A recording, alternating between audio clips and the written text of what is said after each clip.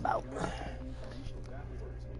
Just society in general, how it's harder and harder to even people listening to me right now, you don't have to believe anything I say. Anybody that thinks that an uneducated smuggler bringing cocaine and marijuana across the border that successfully gets past Border Patrol agents is the only threat is kind of naive. There's a lot of other threats, and again, we have to sit in a different venue for that. But I spent 5 years after 9/11 working on anti-terrorism issues specifically for Border Patrol and CBP and bringing us into that arena to see what the other threats are that are out there.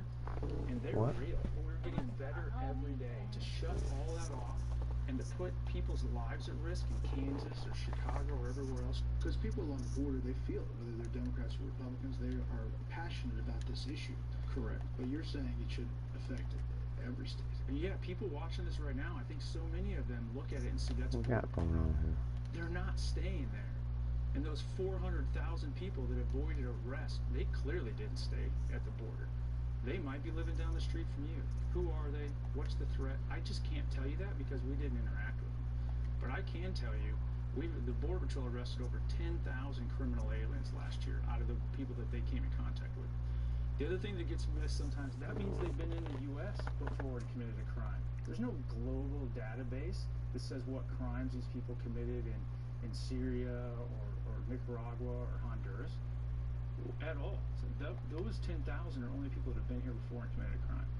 So what else, just statistically, if you build that out, there's some real threats to this country that are getting by us right now that literally all it takes is to re-implement some of the programs we had in place that got rid of the fraud, that slowed down the flow. You're always going to have some people trying to sneak in illegally. That's why we have a Border Patrol. But they can make decisions of where they deploy much more smarter when you're dealing with manageable numbers than the chaos that we have today, which from the intel I've seen and heard about is nothing like what's going to come tomorrow. It's going to get so much worse if we don't fix this. Thanks for the time. Thanks for speaking out.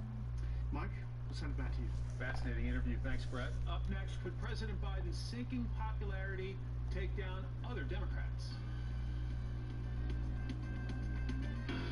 Bipolar depression. It made me feel like I was trapped in a fog. This is art inspired by real stories of people living with bipolar depression. I just couldn't find my way out of it. The lows of bipolar depression can take you to a dark place and be hard to manage.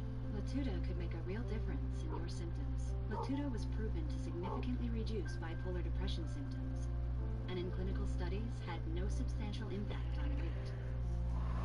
This is where I want to be. Well, damn. Latuda is not for everyone. Call your doctor about unusual mood changes, behavior.